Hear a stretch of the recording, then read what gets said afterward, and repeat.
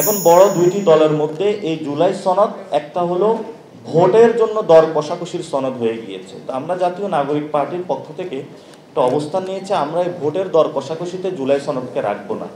কারণ আমরা যদি ভোটের দর কষাকষিতে জুলাই সনদকে রাখি তাহলে হলো এই সনদ বাস্তবায়ন হবে না। তো আমরা বাস্তবায়নের জন্য কিছু তরিকা বললাম যে এই ওয়াতে বাস্তবায়ন করা যায়। তারপরে আমাদের উপরে অভিযোগ আসলো যে এনসিপি স্বাক্ষর করে নাই, কেন করি নাই সেটা তো আমরা জাতির সামনে স্পষ্ট করেছি যে আমরা এই কারণে হলো বাংলাদেশের মানুষের জনগণের সামনে ড্রাফট যেটা, অর্থাৎ আপনি কথাগুলো বাংলাদেশের মানুষের সামনে দেওয়ার আগ পর্যন্ত আমরা এটাতে সাইন করব না। কিন্তু ইদানিং আমরা নতুনভাবে আরেকটি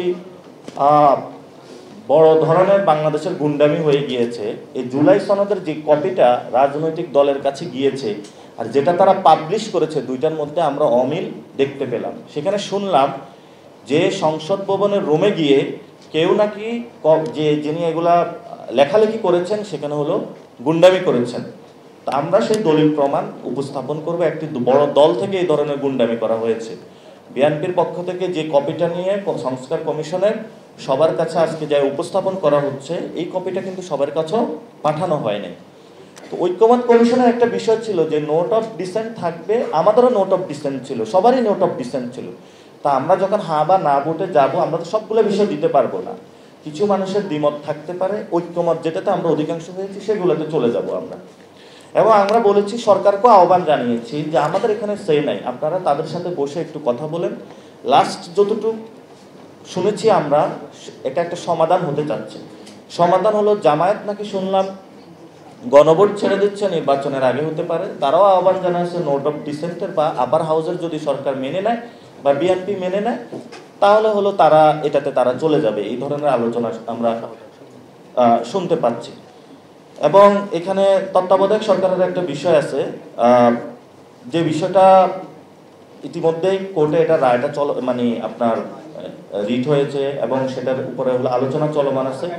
কিন্তু আমরা জাতীয় নাগরিক পার্টির পক্ষ থেকে বলি, তত্ত্বাবধায়ক সরকার প্রয়োজন আছে, কিন্তু এই অন্তর্বর্তী সরকারের অধীনেই আগামীর ইলেকশনটা হবে এবং যে রায়টা হবে আপনারা দয়া করে সেখানে এবিএম খায়রুল হকের মতন ওই অথবা আগের যে অবজারভেশন দেওয়া হয়েছে এই ধরনের কোনো অবজারভেশন দিয়ে বাংলাদেশকে আবার অস্থিতিশীল একটা জায়গায় নিয়ে যাবেন না।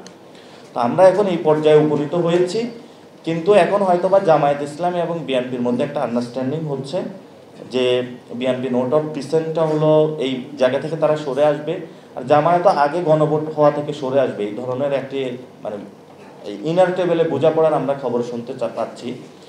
আমাদের আজকে একটা খুবই স্পষ্ট কথা বলতে চাই, জুলাই সনদের জায়গায় যদি আমরা শেখ হাসিনার একটা দোসর যাকে আমরা নামাইতে চাইছিলাম, এই যে শাহাবুদ্দিন চুপ্পু, তার যদি সাইনটা পড়ে, এটা কিন্তু এই জুলাই যারা সনদটাকেই হলো বাংলাদেশে কলঙ্কিত করা হবে।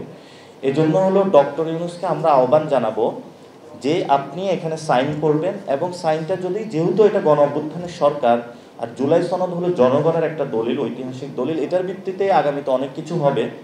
সো আপনি সুন্দর করে যদি শহীদ মিনারে যান, জনগণকে ডাকেন, আসলেন, সবার সামনে যদি এটা হাসি মুখে বরণ করে আপনি যদি এটাতে অর্ডার বা আদেশে যদি সাইন করেন, এটা বাংলাদেশের জন্য যুগান্তকারী একটা পদক্ষেপ হবে। ইতিমধ্যে আপনারা শুনেছেন যে যেটার উপদেষ্টা পরিষদে যখন উঠেছিল, অধিকাংশ উপদেষ্টা জুলাই সনদ নিয়ে এই যে এটার যে আদেশ জারি এবং ডক্টর ইউনূস যে দিবেন এবং গণভোটের বিষয়ে অনেকগুলো বিষয় তারা দ্বিমত পোষণ করেছে। তা আমরা যখন ওই সময়ে, আমিও লিয়াজু কমিটিতে ছিলাম, সরকার গঠনের যে প্রক্রিয়াটা ছিল সেই প্রক্রিয়াতে আমি আলেম সমাজদের অথবা আপনারা যারা এখানে আছেন আপনাদেরকে বলবো, সিভিল সোসাইটি থেকে শুরু করে বিভিন্ন জায়গায় আপনাদের আরো স্টেক বাড়াতে হবে। তখন আমাদের সামনে যে যারা ছিল তাদেরকে নিয়ে আমরা সরকার গঠনের প্রপোজাল করেছিলাম। সেখানে আর্মি চিফেরও একটা কথা ছিল, আমরা লিস্ট প্রেজেন্ট করেছিলাম, উনি বলল না। ডক্টর ইউনূসের যখন কোশ্চেন আসছিল উনি আমাকে বলল যে তুমি কি আমাকে গলার মধ্যে কাঁটা ঢুকাচ্ছ নাকি, আমি গলার কাঁটা নিয়ে কিভাবে বয়ে বেড়াবো। আমি বললাম ডক্টর ইউনূস কিভাবে গলার কাঁটা হতে পারে। বলল যে উনি তো আওয়ামী লীগের বিরুদ্ধে ডিরেক্ট বিরোধিতা হলো কাজ করবো। আমরা বললাম সেরকম মানুষ উনি না, উনি একটা শান্তিপূর্ণ জায়গায় আসবে।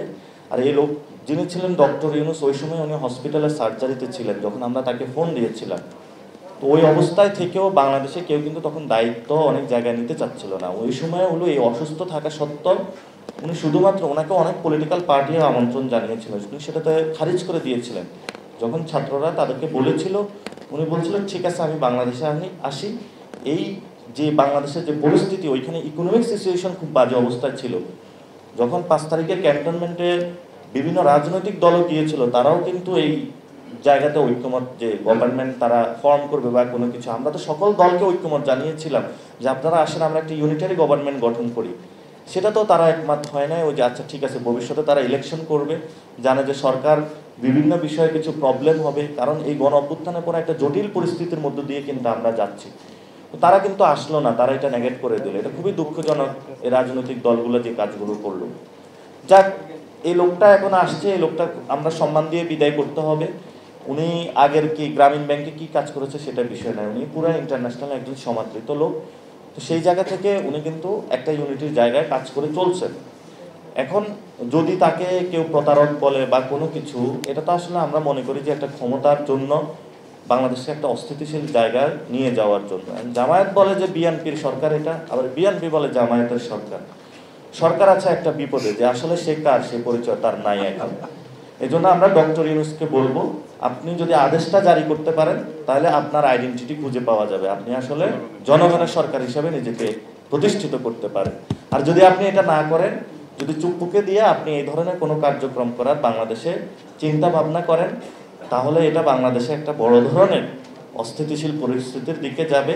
আমরা কিন্তু চুপ্পুর হাত দিয়ে বাংলাদেশের এই জুলাই সনদ, পবিত্র সনদের সাইনটা মেনে নিব না। এবং সেই সময় চুপ্পু যদি এই সাইন হয়, তাহলে চুপ্পু বঙ্গভবনে থাকতে পারবে কিনা সেটাও আমরা নিশ্চয়তা বিধান করতে পারবে না। আপনি এই ধরনের আগুন নিয়ে খেলা করবেন না। ভালোভাবে আছেন, ভালোভাবে বিদায় নেন। আমরাও আপনাকে সম্মান করি, আমরা আপনাকে নিয়ে এসেছি, আপনি কাজ করেছেন। এখন আমরা একটা নির্বাচন ফেজে চলে যেতে চাই। নির্বাচনের মধ্য দিয়ে পিপল যাকেই ভোট দেয়, এটা জামায়াত ইসলামীকে দেখ, এনসিপিকে দেখ, খেলাফত মজলিসকে দেখ, ইসলামী আন্দোলনকে দেখ, বিএনপি দেখ, আমরা একটা পর্যায়ের মধ্য দিয়ে আমরা গণতান্ত্রিক ওয়েতে যাই। কিন্তু সেখানে একটা কথা হয়েছে, সেটা হলো আমরা একটা বাংলাদেশের রিফর্ম অ্যাসেম্বলি চাই, যে অ্যাসেম্বলির মধ্য দিয়ে এই কার্যক্রমগুলো একটা সুষ্ঠু প্রক্রিয়ার মধ্য দিয়ে নতুনভাবে আমরা বাংলাদেশটা স্টার্ট করতে পারবো।